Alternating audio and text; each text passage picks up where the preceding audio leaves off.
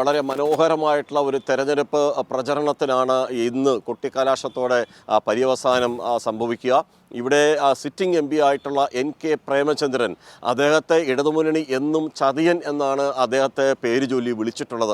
ആ ഒരു ചതിയനെതിരെ ഇടതുമുന്നണിയുടെ നിലവിൽ കൊല്ലം നിയോജക മണ്ഡലത്തിലെ സിറ്റിംഗ് MLA കൂടിയായിട്ടുള്ള മുകേഷിനെ ഇറക്കിയാണ് ഈ കഴിഞ്ഞ 60 ദിവസമായി ഈ ഗോദയിലിറക്കി അദ്ദേഹത്തിന് പ്രേമേന്ദ്രനെതിരെ ഒരു മത്സരം കാഴ്ചവെക്കുന്നത്.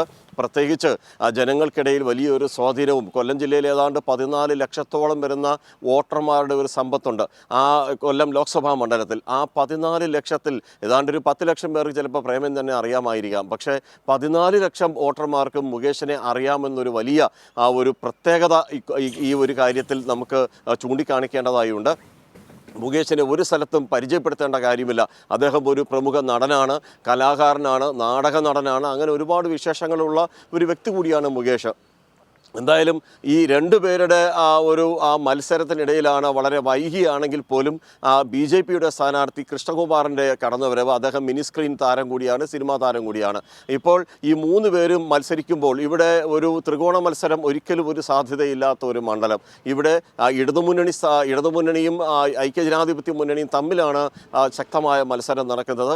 ഇതിൽ ശ്രദ്ധേയമായ ഒരു കാര്യം, കൊല്ലം ജില്ലയുടെ കിഴക്കൻ മേഖല ഉൾപ്പെടുന്ന പുനലൂർ മുതൽ ഈ വരെ ഉൾപ്പെടുന്ന 7 നിയോജക മണ്ഡലങ്ങളിലും ഏതാണ്ട് 4 റൗണ്ടോളം ഇടതുമുന്നണി സ്ഥാനാർത്ഥി പോയി കഴിഞ്ഞു. അതേപോലെ തന്നെ 3 റൗണ്ടിന് മീതെ NK പ്രേമചന്ദ്രനും പോയി കഴിഞ്ഞു. ഇഞ്ചോടിഞ്ചു പോരാട്ടം നടക്കുന്ന ഒരു മണ്ഡലം. ആര് ജയിക്കുമെന്ന് പ്രത്യേകിച്ച് നമുക്ക് ഒന്നും പറയാൻ കഴിയാതിരിക്കുന്ന വിധി എഴുതുമ്പോൾ കൊല്ലത്തും സമാനമായ സാഹചര്യം, കൊട്ടിക്കലാശത്തിന്റെ ആവേശത്തിലേക്ക് തന്നെ കൊല്ലവും കടക്കുകയാണ്.